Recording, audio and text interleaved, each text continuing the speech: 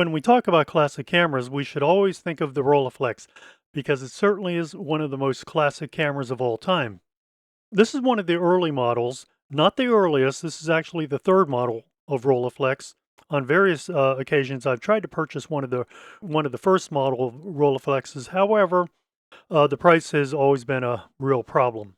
As I mentioned, there were two major models preceding this. Each of those had small sub variations, and it always had to do with the lens that was attached to the camera. Some cameras were fitted with an f4.5 lens, and some cameras were fitted with an f3.8, so slightly faster by one stop.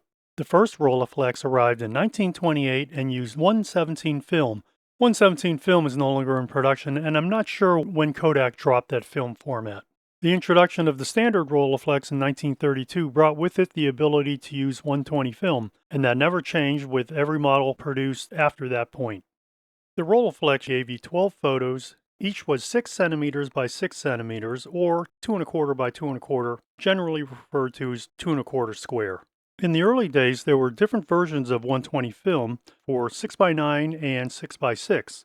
The only real difference was the location of the frame numbers on the paper backing. At some point, Kodak and other filmmakers realized how ridiculous this was and simply put multiple markings on the same paper backing so it could be used with various cameras, either 6x9 or 6x6. 6x4.5 cameras, I believe, I think it depended on the camera, but it generally used the same frame markings for 6x9, but I don't want to get too deeply into that. Rolleiflex twin lens cameras remain in production through roughly 2014 before the company was dissolved.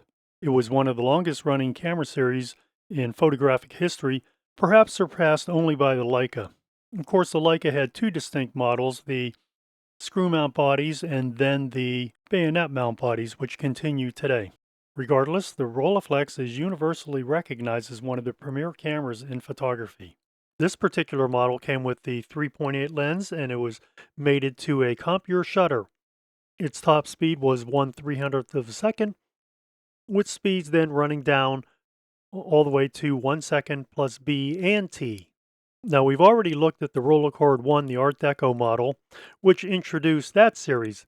As you know, the Rolleicord was always seen as a less expensive alternative to the Rolleiflex. Didn't always have the most advanced features. There were several key differences between a Rolleiflex and a Rolleicord, with the primary one being that the Rolleiflex, very early on, had a crank to advance the film. The Rolleicord always had knob wind. Also, with the Rolleiflex, the focusing knob was always on the left side of the camera. Well, the left side is as you look down through the viewfinder. Whereas with the Rolleicord, the focusing knob was here. It was somewhat close to the film advance knob, not too close that you would confuse the two, although you could see that some people might say, is this for the film advance or is this for focusing the camera? Once you turn one, then it's obvious which it is. This small knob here was simply to help make it easier to either remove the exposed roll of film or to insert your take-up spool. This model was likely produced in 1932 based on the serial number, and I feel very confident about that year. As you can see, it's a twin lens camera, and that means that there was one lens for viewing and focusing and composing your shot, and another lens for actually recording the photo. The taking lens was of decent quality, but it was not the same quality as the taking lens. In fact, they probably had to have different characteristics. This one probably had to be able to show you an image with very little geometric distortion. Most photographic lenses have geometric distortion. You don't notice it because often we're photographing three-dimensional objects, but at certain distances you will notice it. But let's not get too off track with that discussion. Despite what appears to be a small size, the actual size of the Rolleiflex didn't change that much throughout the years. The one thing that did change was the weight, as heavier lenses and different shutters and a couple of features. For example, the later models incorporated a small selenium powered meter, so you not only had the selenium cell, but then you also had the meter circuitry, which became part of the focusing knob. So let's take a quick look around this camera. As I mentioned, here's your taking lens, or here's your viewing lens, and here's your taking lens. you had two levers to change your shutter speed and to change your aperture. This one changed your shutter speed, and the left side changed the aperture. What was nice is you could view all your settings while the camera was at waist level. And so that was important because then you didn't have to keep doing this. You could change your aperture or shutter speed quite easily. This being a computer shutter, if you wanted to use the top speed, you always had to engage that before you tension the shutter. And the reason is to engage the top speed, there's a heavy coiled spring that is really should be engaged before the shutter is tensioned. This small lever here both tension the shutter and release the shutter. So you would pull the lever. This is actually quite easy to remember. You pull the lever to tension the shutter, and you push the lever to release it. So pull to tension, push to release. It rests. This small lever just sits at the 6 o'clock position. Obviously, this camera had no double exposure prevention, so you did have to come up with a method after you took your photo, whether you advanced to the next shot or just waited until you were ready to take the photo to advance the film. You know, you really had to come up with a system. I think generally, after taking a photo, most photographers would then advance the film to the next frame, so that way they would be ready. Like other twin lens cameras, this has a focusing hood, and just pull back on this lever to release the hood. It actually snaps quite authoritatively. It uses these small guides here, and you can see how there's spring tension at the base, and that's what allows the focusing hood to snap into place. This person, as you can tell, this person, the former owner, had quite conveniently or quite not nicely engraved an address in to the side panels of the viewfinder. You should know how I feel about that, and if you don't, I don't like it. I have given some thought to somehow filling that and painting it, but for now I'm just going to leave it. Like many other reflex cameras, this also had a small magnifier. To raise the magnifier, you simply push in the right side panel, and with your finger, just hook that magnifier and lift it right up into place. It's actually easier than I just made it out to be, but it is quite easy to raise. And when you're finished with it, you can just push it back down. It also is sprung, and you only have to push it part way, and then the spring action will pull it back into position. This has a sports finder, and in order to engage a sports finder, you actually close 3 of the panels, and then you push down from the front part of the hood. Push that until it clicks into place, and now you have your sports finder. You'll notice that this is highly reflective, and in fact, what I found is it's actually just a mirror. So I believe what you're supposed to do is you're supposed to position this until you can see your eyeball in this small mirror. Once that's positioned, that means your eye is correctly positioned for you to frame your image. Then after framing your image, you would take your photograph. It's a little bit clunky, and personally, I would just use the reflex viewfinder the way it was meant to be. The way it was meant to be used. To raise the, or to get rid of the sports finder, you simply pull back on that lever as if you were opening the camera and allow everything to snap back into place. Here on the back of the camera, you can see several things. One is you can see this small little emblem, and I believe that was the name of the shop that sold this camera. Here's a small depth of field scale. It is so cluttered with numbers that I don't believe I've ever used it. You certainly could use it, and I'm sure it would be accurate, but I've never used it. Here's a small exposure guide. It's written in German. I don't read or write German, so it's of limited use to me. Many of the later Rolleiflexes continued with that tradition of putting a small exposure guide. They did eventually do away with the depth of field scale. You'll also notice that this camera has a small circular red window on the back and on the bottom. If you look close enough, you'll see that one is marked 6x9 and another is marked 6x6. So what's the difference? Because it really just took 120 film. As I mentioned earlier, film used to be sold as either 6x9 or 6x6, with the only difference being the location of frame markings on the paper backing. And so if you were loading 6x9 film into this camera, even though it takes 6x6 photos, what you would do is you would roll the film until one appeared in the window. Then you would reset your frame counter to 1, and then you knew that's where you should be as far as taking photographs. If you were using 6x6 film, you would advance the film until 1 appeared in this window, reset the frame counter, then advance to number 1, and then you're good to go. Both of these little red windows look like they might have had a little plug that went in there to block light, and if it did, they've long since been lost. Revisiting this side real quickly, as I mentioned, this has a film advance crank. Here's your frame counter, and this is your frame counter reset. Just give it a firm push and it will reset to 1. On the other side of the camera, as I mentioned, you just have your focusing knob and your little knob to release the take-up spool or expose roll of film. To open the back of the camera, what I do is I squeeze the front and the back together slightly, then lift up on this here. Now the back simply pulls open from the bottom. I have a roll of film in here just to show you what it would look like. I have run film through this camera a couple times, and I'll talk about that in a bit.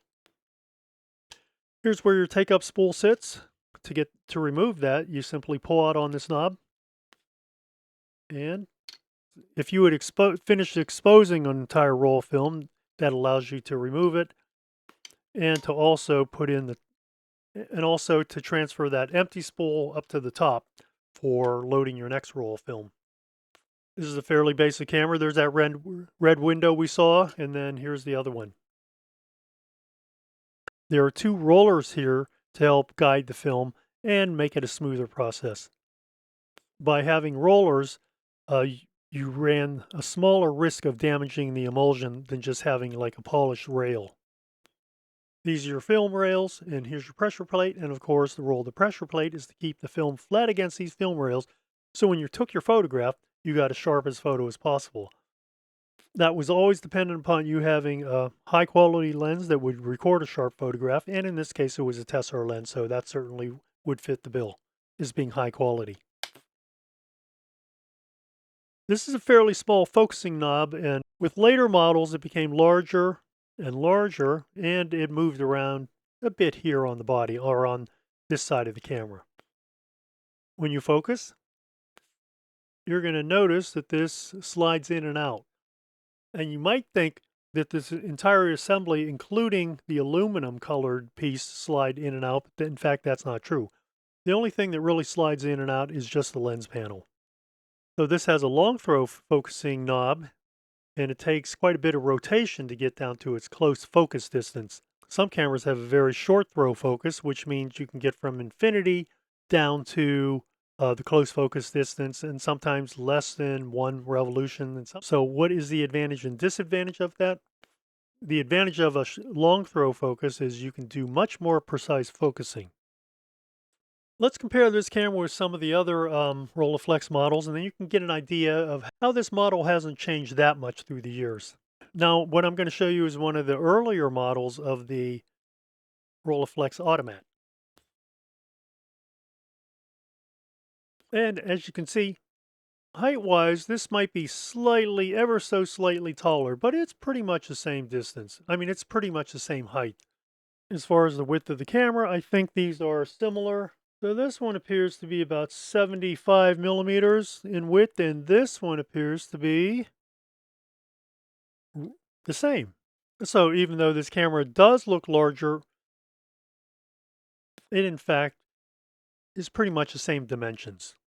And you can see that this is an uncoded f3.5 tessar, and this was an 3.8 tessar. This is just ever so slightly faster. Now, when comparing the standard Rolleiflex and the Rolleiflex Automat, you can see a couple of changes. One is the focusing knob, if you notice, has moved upward, whereas you still have a knob for releasing the upper chamber spool. Now you have a knob that serves the same purpose down here. As I mentioned, here's that exposure guide. However, it no longer had a depth of field scale, and this one had a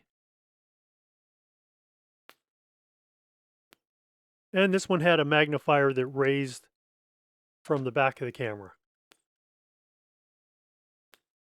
And you'll see how that styling really continued with this camera. What is different though is if you notice the viewfinder housing is much thicker now.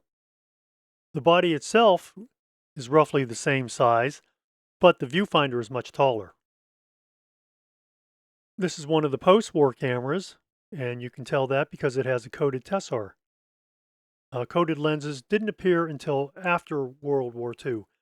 This looks like it has a large focusing knob, but in fact, it's just an accessory. Now let's take a look at one of the later models. This is a model equipped with a 3.5 planar lens, which is a more advanced lens. Now this camera is heavier. Let me see if it's the same width though. Amazingly, it's still the same 75 millimeter width.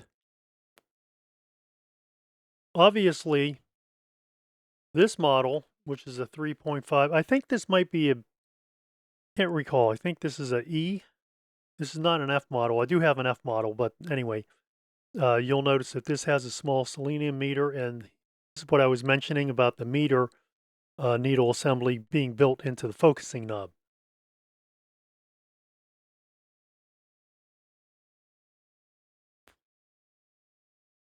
Once again, the size of the viewfinder, or the height of the viewfinder, is much taller than this camera. The physical height of the body is pretty much the same. It really hasn't changed. You can see how large the focusing knob is. And remember that small knob that was down here? You can see now it's fatter in this camera. Here we have the small exposure guides. That continued to make its appearance on later cameras. I also wanted to mention, for those who shoot a lot, I always think that a lens shade is certainly a good option to have. This is the original lens shade. This didn't come with the camera. I actually got this in a bunch of other stuff unrelated to the Rolleiflex. Later, I bought this camera, and lo and behold, this lens shade actually fitted. You'll notice that there's a small notch here, and that mates with this pin right here. So all you do is just put it there, and then you use this small lever to secure it in place. So it's really a friction fit attachment. You can actually lift the camera a bit, although I probably wouldn't do that often or at all if possible.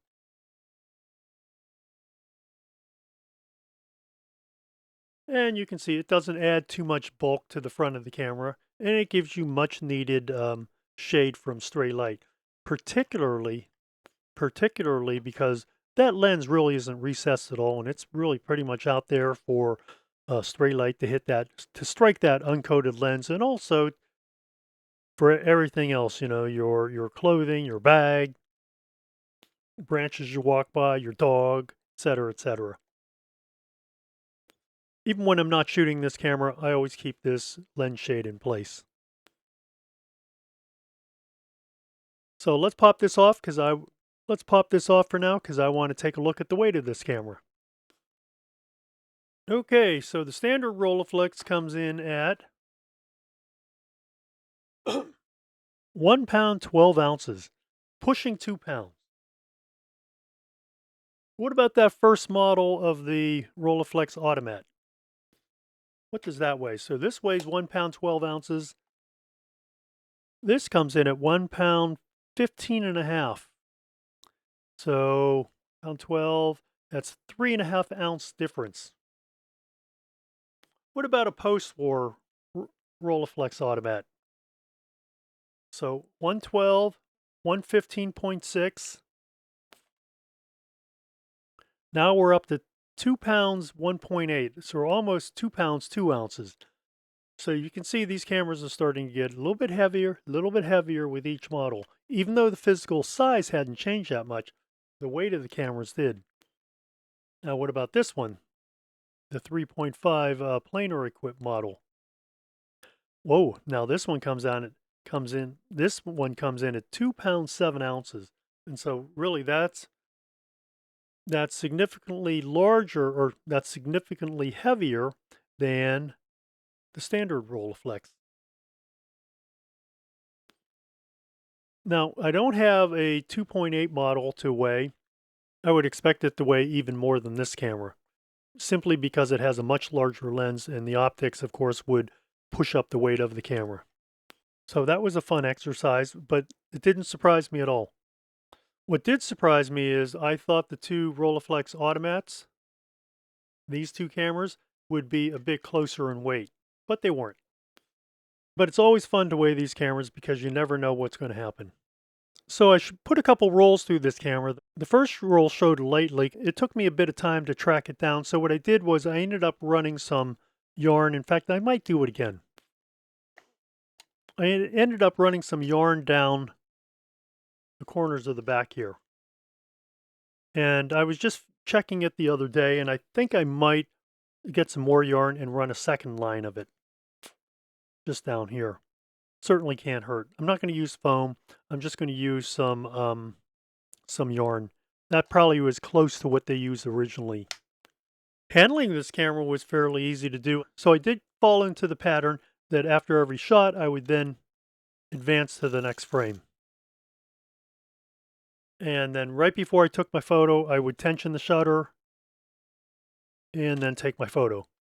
And for me, that method worked well. That routine worked well.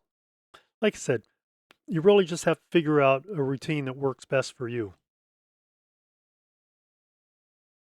The camera was pretty easy to handle. It was pure Rolleiflex. I found the focusing knob to be a bit tiny, and so the fact that the focusing knob became larger as the years progressed, was a welcome thing. I shot slower film in this camera. I shot a 100 speed film. If I had shot a 400 speed film, I probably would have run into a problem with the shutter not being fast enough, because I did want to use some of the larger apertures rather than having to shoot at f/16, because my top speed was only 1/300th of a second. By using a 100 speed film, it did give me options as far as like what apertures I could use and what shutter speeds I could use too. I was generally impressed with the sharpness of the Tessar. I don't know why I say that I'm always impressed by the sharpness of the Tessar, because it shouldn't be surprising. The Tessar is a very sharp lens, and as long as you understand its limitations, you're going to shoot photos that are going to be just fine. The limitations of a 4-element Tessar or Xenar lens, at certain distances and certain apertures, you're going to get sort of round, out of focus highlights.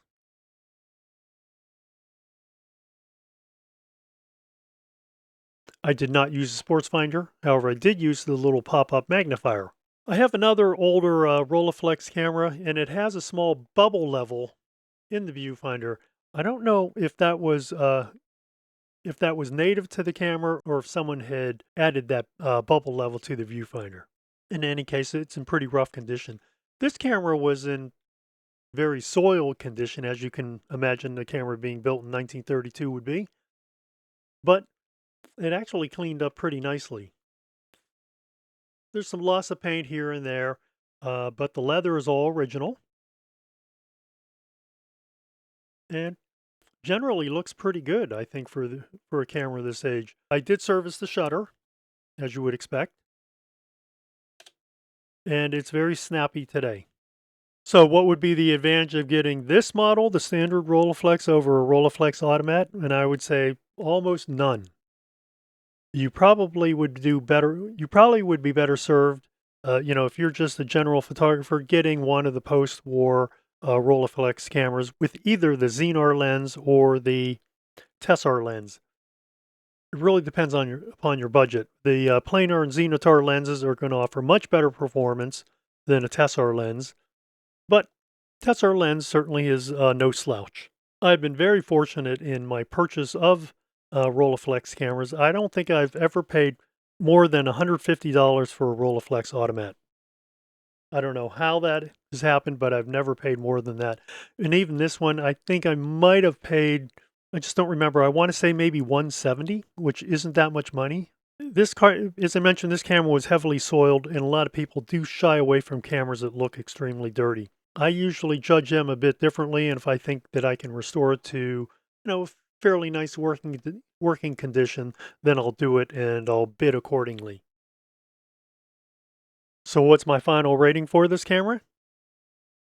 I gave this a 9.1, which is quite a high rating for a camera that was built in 1932. So that means this year, this camera is 93 years old. And it's probably outlived most of the people who have owned this camera through the years. Very likely it will outlive me, and who knows who will be using this camera in the future. I certainly hope it is used in the future. One thing that Rolleiflex got right from the start was the ergonomics and usability of the camera. It had all the convenient features that you really wanted. I would say the only two drawbacks are going to be the small focusing knob and also this pole push film tensioning lever. With the automat, Rolleiflex had corrected that. And here's what I mentioned. They had moved the shutter release to the front of the camera.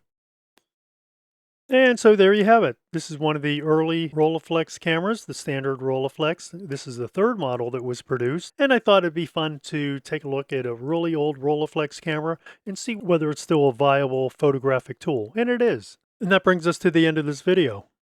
If you like this video, give me a like or subscribe, and if you have a comment, please do so below, or you can send me an email at contact@camera-talk.net. Click that icon in the lower right corner of the screen for more content about cameras and photography. And I hope to see you on the next video.